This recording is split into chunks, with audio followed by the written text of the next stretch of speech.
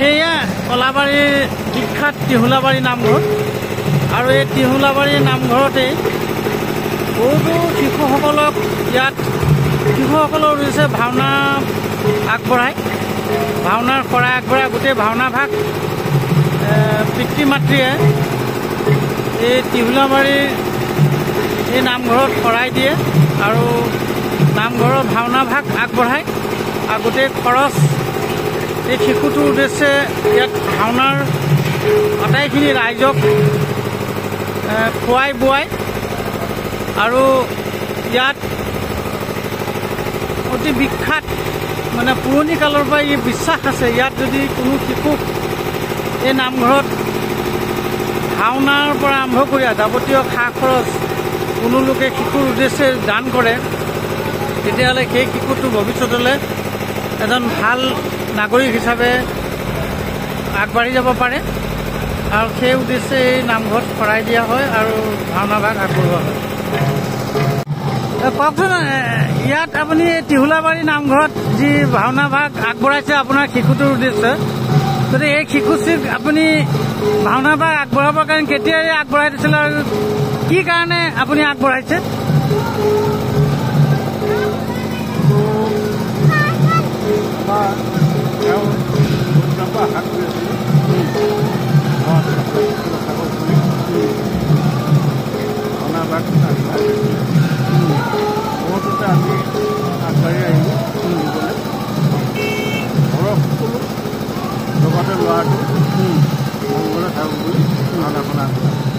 এয়া এই ল'ৰাটোৰ উদ্দেশ্যে ভাওনা ভাগ আগবঢ়াইছিলে আৰু এখেত পিতৃ আৰু এই ভাওনা ভাগ আগবঢ়াই।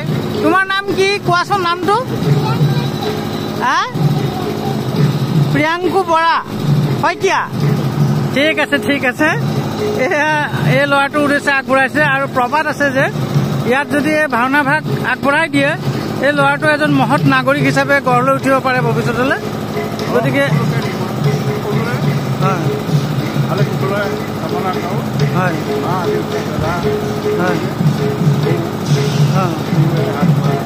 হয় হয় ঠিক আছে। আৰু আমি আৰু এজেগালৈ যাওঁ। আপুনি ইয়াৰে নহয়?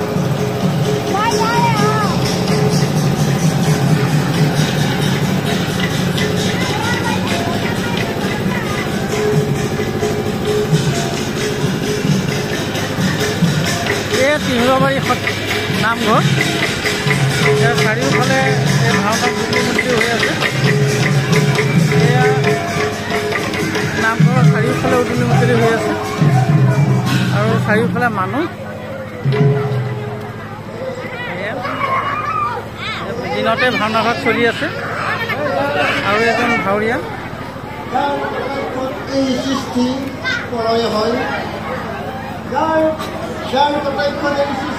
এয়া ভাওনা ভাগ আগবাঢ়ি আছে। কওকচোন আপোনাৰ নামটো? পুনানন্দ দাস। পুনানন্দ দাস।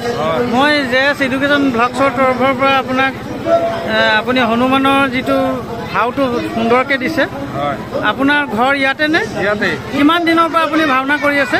মই এতিয়া এবাৰতে হনুমানৰ ভাও 50 বাৰ মানে হ'ল। 50 বাৰ হ'ল? অতি সুন্দৰ কথা। আপুনি এই ভাওনা ভাগ আগবঢ়াই বা ভাওনাত হনুমানৰ ভাও দি আপুনি কেনেকুৱা পাইছে, কেনেকুৱা অনুভৱ হৈ আছে? মই বহুত আনন্দ পাওঁ হনুমানৰ ভাওটো গাই। খুব আনন্দ পায়? খুব আনন্দ পাওঁ। আৰু এতিয়া জনা গৈছে যে হনুমানটোৱে জীৱিত হৈ আছে ভগৱানৰ অংশ হিচাপে। গতিকে আপুনি নিশ্চয় কিবা ইয়াৰ ইংগিত পাইছে নেকি আপুনি? পাইছে। আৰু বৰ্তমান আমাৰ ভগৱানৰ ভিতৰত হনুমানেই জীৱিত আছে বুলি প্ৰবাদ আছে। গতিকে আপুনি ঘৰত কোন কোন আছে আপোনাৰ? ঘৰত মিছেছ আছে, ছোৱালী এজনী আছে, হয়, তাৰপিছত মা আছে, কিমানেই পৰিয়াল আৰু মই। ঠিকে আছে। আপুনি যাতে আপোনাক পাই আমিও সন্তুষ্ট হৈছোঁ। ঠিক আছে। আৰু আপুনি হনুমানৰ ভাওটো আজি জানে, আজি এতিয়াৰ দিনত সকলোৱে হনুমানক সকলোৱে ভক্তি কৰে। হয়। আৰু এই নামঘৰটো জানেনে কেতিয়া প্ৰতিষ্ঠিত হৈছিলে? 19 নাজানো কিমান চনত 49 প্ৰতিষ্ঠা হৈছিলে নেকি হয় নেকি আমাৰ ককাহঁতে প্ৰতিষ্ঠা কৰিছিল ধৰি লওক ককাহঁতে প্ৰতিষ্ঠা কৰিছিল এই ভাওনা ভাগ চলি থকা কিমান বছৰ হ'ল ভাওনা ভাগ চলি থকাটো এতিয়া পৰম্পৰাগতভাৱে আপোনাৰ 60 বছৰমান বেছিয়ে হ'ল 70 বছৰমান হ'লগৈ হয় নেকি হয় যাওক ঠিক আছে ধন্যবাদ আপোনালৈ ভাল লাগিলে আপোনাক লগ পাই মোৰো ভাগ্য হ'ল আপোনাক লগ পাবলৈ ঠিক আছে ধন্যবাদ এয়া হনুমানৰ ভাও দিয়া এজন লোকক লগ পালোঁ আৰু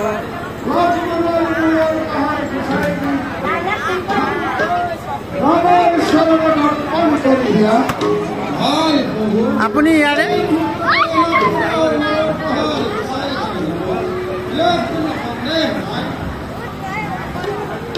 এই ভাওনা চলি আছে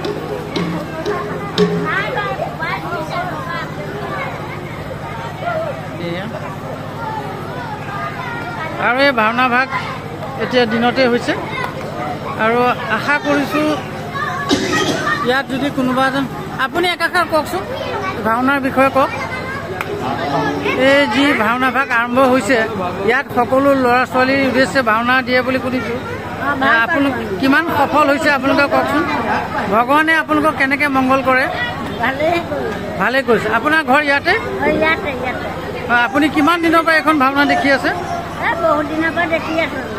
বহুত দিনৰ পৰা দেখি আছে মোৰ ঘৰ বিশ্বনাথ চাৰিআলিত মই আজি দেখিছোঁ আৰু শুনিছোঁ যে বহুতো এইখন ভাওনা খুব বিখ্যাত বুলি গতিকে আজি আহিছোঁ আৰু মোৰ এখন এটা চেনেল আছে আমাৰ তাৰ বিশ্বনাথ চাৰিআলিত এই চেনেলৰ জৰিয়তে মই আপোনালোকক ধন্যবাদ জনাইছোঁ আৰু আশা কৰিছোঁ এই ভাওনা ভাগে আপোনালোকক ঈশ্বৰে আপোনালোকক মংগল কৰক আৰু আপোনাৰ নামটো কি আছিলে টুটু দাস আপোনাৰ নামটো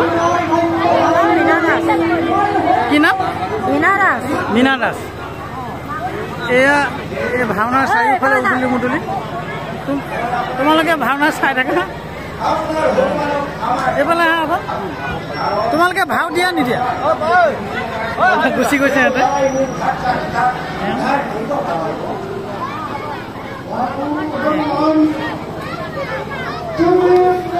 এয়া ভাওনাৰ উদুলি মুদুলি হৈ আছে গোটেইখিনি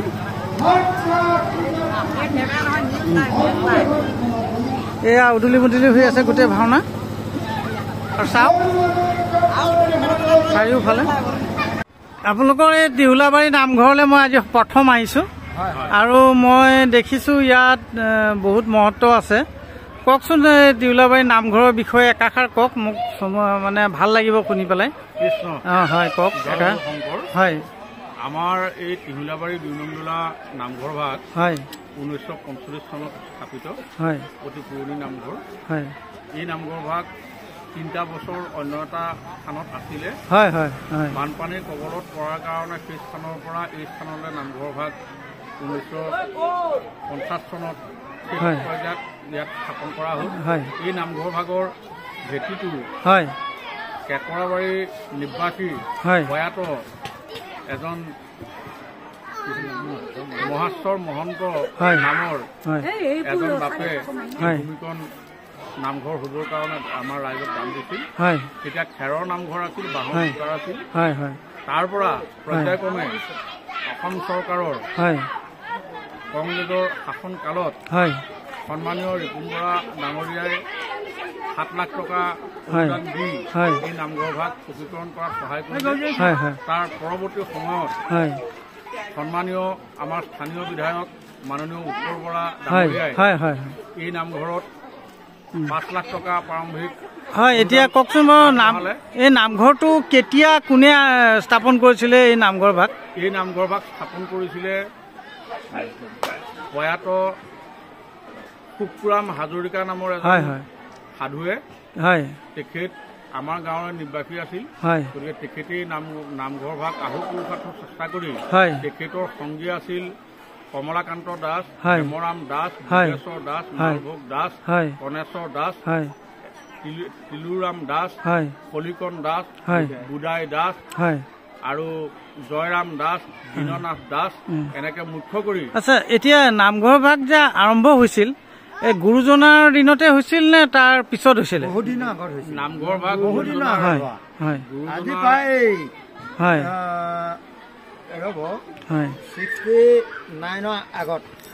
69 আগত